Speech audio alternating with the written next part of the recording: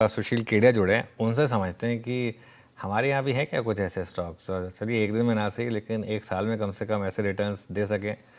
Sushil ji good morning. Stocks पर आएंगे good पहले, मॉर्निंग। लेकिन एक बहुत इंटरेस्टिंग ट्वीट की थी आपने, कहा था कि वीरा दी वेडिंग की तैयारी हो चुकी है, लेकिन हम्म। लग तो नहीं रहा, फीलिंग तो आ नहीं रही वेडिंग वाली।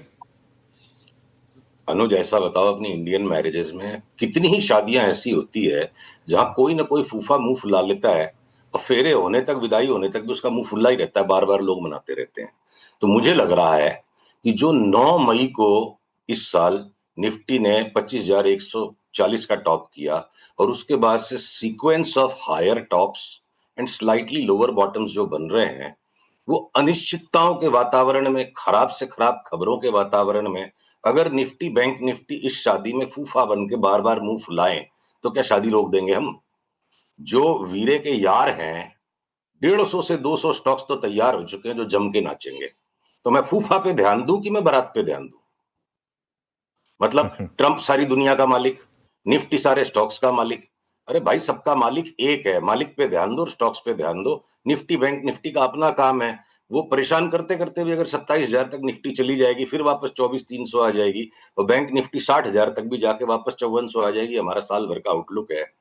तो देखिए, एक मौसम होता है जब इंडेक्स बिल्कुल क्लियर कट मोशन देती है और स्टॉक्स कंफ्यूजिंग मोमेंट देते हैं, और एक ऐसा समय आता है कि जहां आप इंडेक्स को देख के पजे रह जाओगे, फूफा के ऊपर ही ध्यान दोगे कि बारात में नाचोगे। ये हमने अपने निवेशकों को कहा है, यही हम आपके दर्शकों को कहेंगे। ओके नॉर्मली चल। इंडेक्स मार्केट का रिप्रेजेंटेटिव होना चाहिए, ऐसा एमबीए की किताबों में लिखा हुआ है। जीवन में क्या होता है उस पर ध्यान दो। जीवन में क्या है, उस पर ध्यान दो। चलिए बिल्कुल। तो पहले एक तो लार्ज कैप स्टॉक की बात करते हैं। कोई है आपके रिडार पर लार्ज कैप स्टॉक जो निफ्टी या बैंक निफ्टी में आपको लग रहा है कि थोड़ा सा पोटेंशियल है, और उसके बाद फिर थोड़ा से बाकी स्टॉक्स पर आएंगे। देखिए, पोटेंशियल तो बारी बारी से रोटेट होता है। अब अगर यहां से रिलायंस टेक ऑफ होने को तैयार है, अडानी पोर्ट्स और अडानी इंटरप्राइजेस ने अपनी अपस्विंग स्टार्ट कर दी, भले ही भारतीय रूसा वसा लग रहा है, पर यहाँ पे इंडस टावर लगता है 60-70% बढ़ जाएगा, यहाँ से हो सकता है ज्यादा भी बढ़ जाए। वोडाफोन आपको पसंद नहीं है, पर वो वोडाफोन की भी चार्ट तैयार है, वो इंडेक्स के बाहर है, उसमें भी एक्सप्लोसिव मूव आएगी, तो वहाँ टेलीकॉम रेडी हो गया। अब अगर आपके जो भेल है, हैं आपके जो भारत फोर्ज है, ये अगर डबल से भी ज्यादा होते हमें लग रहे हैं, तो देखिए क्या है, सरकार ने लोगों के हाथ में 12 लाख तक टैक्स फ्री कर दिया, और इनकम टैक्स में, और अभी जीएसटी के अंदर में भी रियायत जो आ गई। इसका मतलब है जीएसटी का बर्डन ज्यादातर केसेस के अंदर में बिजनेस सर्विसेज और गुड्स प्रोवाइडर पे शिफ्ट हो गया, लोगों के हाथ में पैसे बढ़ जाएंगे। तो अब जो बचता है कि हर एक पिन कोड से एक आम आदमी खर्चा करेगा, और चार्ट्स बता रही हैं कि जैसे रेलवे, डिफेंस, रियल्टी तैयार थे, अब उसके साथ फर्टिलाइजर के स्टॉक्स जुड़ जाएंगे। मैं 5-6 आज आपको फर्टिलाइजर्स की चार्ट दिखाना चाहूंगा, समय रहेगा तो, जो बेफाम तेजी कर सकते हैं। अब अगला सेक्टर जो आ रहा है, इंजीनियरिंग। तो ये सारे गवर्नमेंट लार्जेसेस पे, गवर्नमेंट काइंडनेसेस पे डिपेंड करते हैं, कि लग रहा है कि लोगों के हाथ में पैसा छोड़ के कि आप भी खर्चा करो। अब अगर सरकारी तेजी आ जाए, यहाँ पे बड़े खर्चे शुरू हो जाएं, तो इंडेक्स अपने ड्रामे कर सकती है और ये सिलेक्टिव स्टॉक्स भाग जाएंगे। तो अडानी के अलावा, रिलायंस के अलावा, अगर आपके एफएमसीजी चल ही रहे हैं, टाटा मोटर्स में ठीक एक बार 50 रुपए के फ्लक्चुएशन की जगह पर हमारा 1100-1200 का कॉल इंटैक्ट है। अब जीएसटी की खबर को देख के लोगों को उसमें रिलीफ मिलेगी। सिर्फ एक मेटल्स के ऐसे स्टॉक्स हैं जो हमें बड़े संदेहास्पद लग रहे हैं, और मेटल्स में सिर्फ एक steel authority of India limited है जो इकलौता बाई है। फेरस, नॉन फेरस कोई सा मेटल हमारे यहाँ बाई नहीं है। जो भी थोड़ी बहुत तेजी होनी होने दो, उसके बाद हम शॉर्ट करेंगे।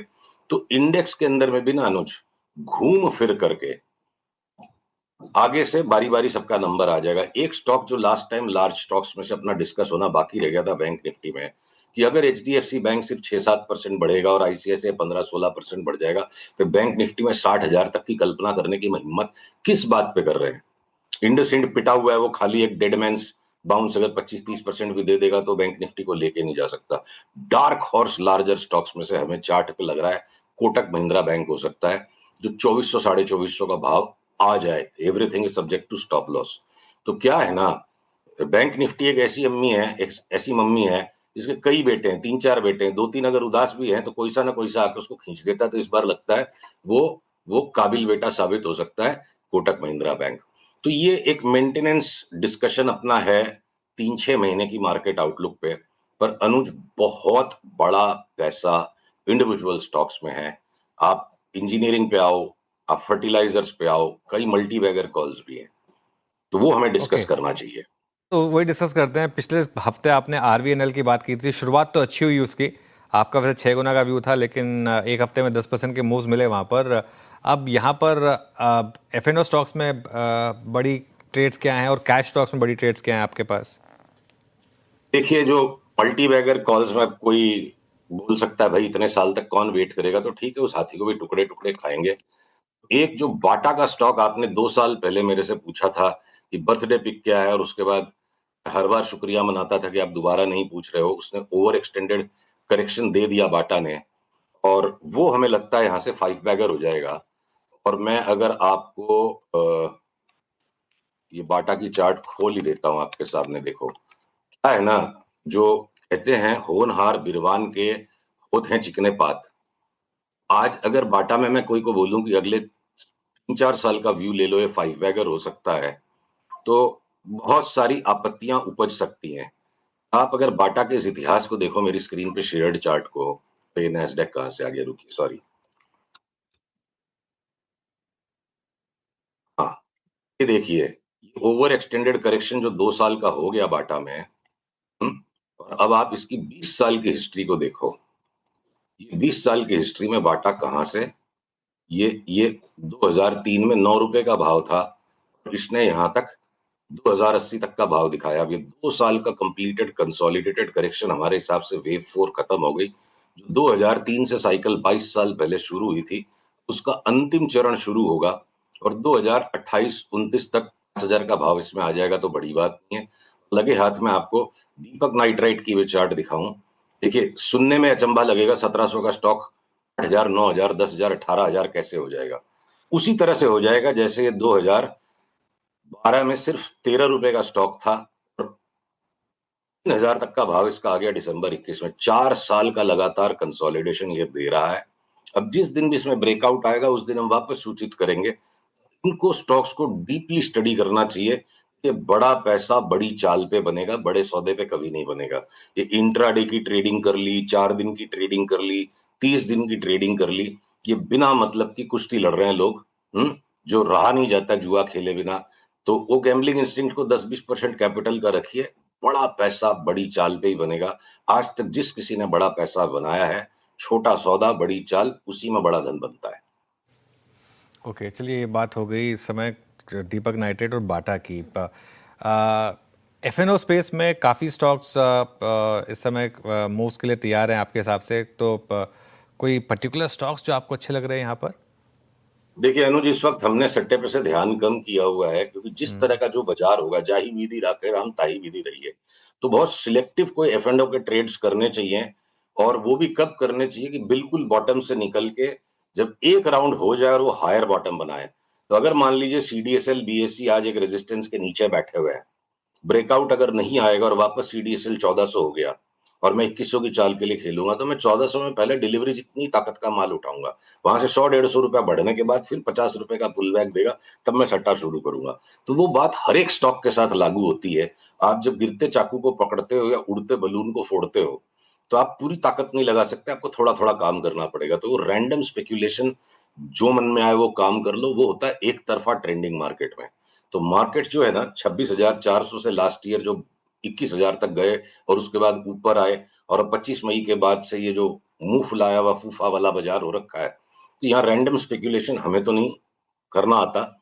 हो सकता है ऐसे लोग हैं जो हर मौसम में, हर वातावरण में सेम एक ही तरह का सौदा कर सकते हैं। तो मैं इस क्वेश्चन पे बहुत स्ट्रॉन्ग आंसर्स नहीं दूंगा। अब इसमें देखिए, निकालने के लिए बहुत सारे सौदे हैं। अब इंडिगो पे जो कंप्लीट बुलिश कंसेंसस है, हमें लगता है अगले 1-1.5 साल में 2,000 रुपया घट जाएगा, और इसको बार बार बेच के लो, ठीक है। इंश्योरेंस के स्टॉक्स में जो कंप्लीट कंसेंसस बन गया, हमें नहीं लगता है कि एसबीआई लाइफ इंश्योरेंस यहाँ से इमीडिएटली भागेगा, 15-20% का करेक्शन दे देगा। पर उन्होंने दिमाग सबका औसतन 1100 से 1300 ग्राम का, इंस्टाइन का 1300 ग्राम था, मेरा 1100 का है।